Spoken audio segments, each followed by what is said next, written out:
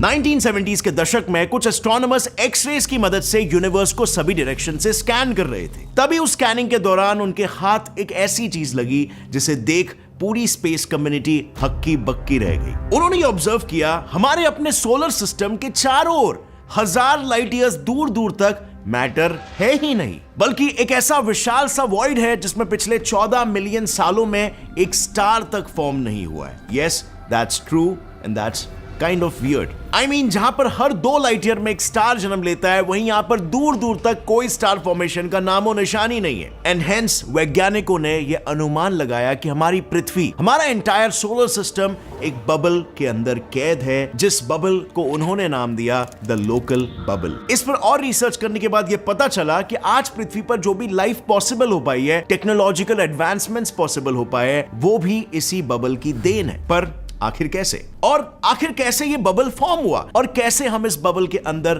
पहुंचे? Well, let's find this out in our today's video. So friends, जैसे हमने discuss किया कि पिछले 50 सालों से हमें यह तो पता है कि हमारा सोलर सिस्टम एक बबल से घिरा हुआ है, लेकिन वो बबल आखिर बना कैसे, उसका प्रिसाइज साइज क्या है, उसका शेप क्या है, ये सारे सवाल फॉलोइंगली मन में खड़े होते हैं, राइट? वेल, ट्रस्ट मी, ये बहुत सारे साइंटिस्टों के लिए कई सालों तक चलने वाली पहेली थी और हाल ही में अभी ही एक रिसर्च ने इस बबल के एग्जिस्टेंस की गुत्थी को सुलझा दिया है। So basically centre for astrophysics CFA की डेटा विजुअलाइजेशन एक्सपर्ट कैथरीन जकर ने सोचा कि क्यों ना अपनी टीम को साथ लेकर मिल्की वे के ओरियन आर्म का एक 3D मैप बनाया जाए। आखिर हमारा सोलर सिस्टम भी तो इसी आर्म में स्थित है और सोलर सिस्टम के अराउंड बबल जैसा कुछ है या नहीं, ये भी हम इस चीज से पता लगा पाएंगे और यूनिवर्स के और भी कई सारे राज at the same time simultaneously खोज पाएंगे। सो अब उनके सामने ये सवाल खड़ा हो गया कि ये आखिर करे कैसे? वेल, इस काम के लिए उन्होंने यूरोपियन स्पेस एजेंसी ESA के गाया स्पेस ऑब्जर्वेटरी की मदद ली। अब ये ऑब्जर्वेटरी इतनी पावरफुल है कि आंखों को दिखाई देने वाली लोएस्ट फेंटनेस से भी 4000 गुना ज्यादा फेंट ऑब्जेक्ट्स की पोजीशन एक्यूरेसी के साथ ये नाप सकती है। In simple words, just to put this into perspective, आप 1000 किलोमीटर की दूरी से एक ह्यूमन हेयर का डायमीटर तक इससे नाप सकते हो। और इसी की मदद से फाइनली जकर और उसकी टीम को ओरियन आर्म 3D मैप बनाने में सफलता मिली। अब जब इस टेक्निक की मदद से कैथरीन और उनके टीम ने उनके 3D मॉडल में सभी स्टार्स और गैस क्लाउड्स की पोजीशन और मूवमेंट को रिवर्स में प्ले किया, तब ये पता चला कि ये जो लोकल बबल है, ये तो सिर्फ अराउंड 14 मिलियन साल पुराना है। और इस बबल फॉर्मेशन की शुरुआत यूनिवर्स में हो रहे स्टार फॉर्मेशन से हुई थी। कहने का मतलब ये है कि आज जहां पर ये बबल मौजूद है, वहां पर पहले 15 मैसिव स्टार्स हुआ करते थे और जब वो अपने लाइफ साइकिल के अंतिम चरण तक पहुंचे, उन्होंने एक एक करके सुपरनोवा एक्सप्लोजन में फटना शुरू कर दिया। नाउ जस्ट इमेजिन, एक पाउडर से भरा बॉल है जिसके बीचों बीच हमने एक बॉम्ब रखा है। अब जैसे ही वो बॉम्ब फटेगा, उसके आजू बाजू में मौजूद पाउडर बाहर की तरफ फेंक दिए जाएंगे, राइट? और बस यूनिवर्स में भी कुछ ऐसा ही हुआ। फर्क सिर्फ इतना था कि यहाँ एक नहीं बल्कि 15 बॉम्ब्स फटे, आई मीन स्टार्स। तो अब इमेजिन करो कि इससे कितनी भारी मात्रा में गैसेस, डस्ट बाहर की तरफ पुश हुए होंगे, इसका अंदाजा आप लगा सकते हो। 15 सुपरनोवे में से इतनी भारी मात्रा में एनर्जी बाहर निकली कि उसने उस पूरे रीजन में मौजूद इंटरस्टेलर मटेरियल को बाहर की तरफ पुश किया और उस रीजन को पूरी तरह से खोखला कर दिया। और अब क्योंकि इस एक्सप्लोजन की वजह से उस रीजन में मौजूद बाकी मटेरियल्स के साथ साथ स्टार क्रिएटिंग मटेरियल जैसे कि हाइड्रोजन भी बबल के एज पर जमा हो गए, तो इनडायरेक्टली वो एक स्टार फॉर्मिंग रीजन बन गया। और अगर आज की तारीख में देखा जाए तो आज इस पूरे बबल के सरफेस पर 7 स्टार फॉर्मिंग रीजन्स मौजूद है। और हाल ही में जब इन्हें स्टडी किया जा रहा था, तब इनके पोजीशंस के बेसिस पर एक बहुत ही इंपॉर्टेंट बात सामने आई कि हमारा जो बबल है वो कोई बबल शेप का तो है ही नहीं, वो एक रैंडमाइज्ड ब्लॉब शेप का है, जस्ट लाइक अ पीनट, जो कि खुद भी 6.4 किलोमीटर पर सेकेंड की स्पीड से एक्सपैंड हो रहा है। रिसर्च में एक और एक चीज सामने आई कि हमारी पृथ्वी, इनफैक्ट पूरा सोलर सिस्टम इस बबल के एकदम बीचों बीच मौजूद है, एकदम सेंटर में। बट यहां पर अभी नेक्स्ट सवाल आता है कि हमारी पृथ्वी को बने तो 4.5 बिलियन ईयर्स हुए और सन को 4.6 बिलियन ईयर्स, और ये ब्लॉब तो कुछ 14 मिलियन साल पहले बना है। तो फिर ये लोग इस बबल के बीच में आखिर आए कैसे? और इतना ही नहीं, जैसे हमने जाना कि 15 सुपरनोवे होने के बाद ये बबल बना है, तो फिर आखिर सोलर सिस्टम सरवाइव कैसे किया? बिकॉज एज यू नो, अगर हम किसी भी रैंडम सुपरनोवा की बात करें तो उससे निकले हुए शॉक वेव्स में पूरी ताकत होती है कि वो पृथ्वी जैसे किसी प्लैनेट को मिनटों में डिस्ट्रॉय कर दे। So definitely the question follows कि अगर हम इसके अंदर थे तो अब तक हम जिंदा कैसे हैं? अगर ये क्लेम आपको यहां तक बिलीव नहीं हो रहा तो वैज्ञानिकों का एक दावा है कि इन्हीं सुपरनोवा ने एक्चुअली लाइफ को पृथ्वी पर पॉसिबल भी किया एंड इसी की वजह से आज के तारीख में हम टेक्नोलॉजिकली इतने एडवांस तक हो पाए हैं। पर आखिर कैसे एक बबल मिनटों में सब कुछ तबाह कर सकता है और सब कुछ पैदा भी कर सकता है?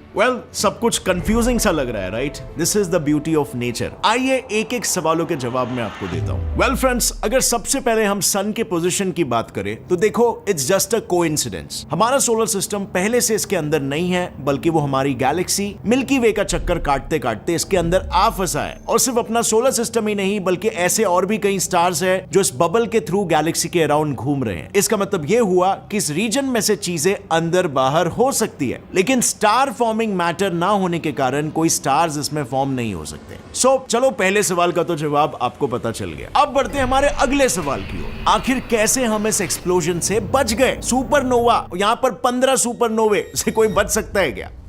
वी ऑल नो कि सुपरनोवा से निकलने वाली रेडिएशंस कोई नॉर्मल कॉस्मिक रेडिएशन नहीं होती है जिसे किसी भी प्लैनेट का एटमॉस्फेयर आसानी से फिल्टर आउट कर सके। इन कॉस्मिक रेडिएशन का एक लीथल डोज सन से निकलने वाली रेडिएशन से कई गुना ज्यादा पावरफुल होता है, और अगर पृथ्वी पर इस वक्त गिर गया तो वो ओजोन लेयर से पास होने के बाद भी इतना पावरफुल होगा कि पृथ्वी पर रहने वाले हर छोटे से छोटे जीव कुछ मिनटों में ही तबाह हो जाएंगे। बट लकीली जब पहले 13 सुपरनोवा हो रहे थे तब हम इस रीजन में मौजूद ही नहीं थे, और इसीलिए पृथ्वी पर इनका कोई असर नहीं हुआ। और उसके बाद अगले 2 सुपरनोवे के वक्त भी हम उनसे 300 लाइट ईयर्स दूर थे, और इसीलिए ज्यादा कुछ इंपैक्ट हम पर नहीं हुआ। मतलब हम ऐसा कह सकते हैं कि हमारा सोलर सिस्टम बाल बाल इन 15 सुपरनोवे से बच गया, और हमें सिर्फ इन सुपरनोवे से निकले डस्ट और गैसेस का ही सामना करना पड़ा, जो कि हमारे लिए काफी ज्यादा फायदेमंद साबित हुआ। आई नो फर्स्ट टाइम सुनने में ये लॉजिकल लगेगा, but that's a fact. Supernovae led to the evolution of living beings. दरअसल आखिरी 2 सुपरनोवे लगभग आज से 2.2 से 2.5 मिलियन साल पहले हुए थे, और इंटरेस्टिंगली हमारी पृथ्वी पर आखिरी आइस एजेस भी उसी वक्त हुआ था, which led to mass extinction. और इस तबाही में पृथ्वी पर मौजूद लिविंग ऑर्गेनिजम्स का काउंट धीरे धीरे कम होने लगा था, जिस वजह से फिर एक बार हरी भरी पृथ्वी खंडर जमीन में तब्दील हो रही थी। But all thanks to supernovae, जिसने पृथ्वी को एक और बार उभरने का मौका दिया। बेसिकली सुपरनोवे से निकले हुए डस्ट ने पूरे अर्थ के सरफेस को आयरन से ढक दिया, और अब क्योंकि आयरन के पास यूनिक प्रॉपर्टीज का कॉम्बिनेशन होता है, जिससे वो अपने आउटर शेल में मौजूद एक इलेक्ट्रॉन को गेन करके या फिर लूज करके मल्टीपल रिएक्शंस फॉर्म कर सकते हैं। आयरन की इसी प्रॉपर्टी को यूज करके ऑर्गेनिक सेल्स में बायोकेमिकल प्रोसेसेस की शुरुआत होने लगी, जिसके मदद से मेटाबॉलिक प्रोसेसेस जैसे कि डीएनए सिंथेसिस और cellular energy generation rapidly increase होने लगा। पर जैसे कि हमें पता है, everything that has a beginning also has an ending. इस बबल का भी कुछ ऐसा ही हाल है। इस बबल का एक्सपेंशन रेट वक्त के साथ साथ कम होते जा रहा है, यानी फ्यूचर में ऐसी पॉसिबिलिटी है कि बबल का एक्सपेंशन रेट पूरी तरीके से रुक जाएगा और फिर एक बार ये बबल गैलेक्सी में घुल जाएगा। पर इस प्रोसेस के लिए अभी आज से कई मिलियन साल लगेंगे, और शायद तब तक हमारा सोलर सिस्टम ही इस बबल से बाहर निकल जाए। पर इस बात में कितनी सच्चाई है और कितना झूठ, इस पर अभी भी रिसर्चेस जारी है। साथ ही साइंटिस्ट यूनिवर्स में मौजूद और भी ऐसे बबल्स को खोज रहे, सो दैट हम मिल्की वे की हिस्ट्री और गहराई में जान सके।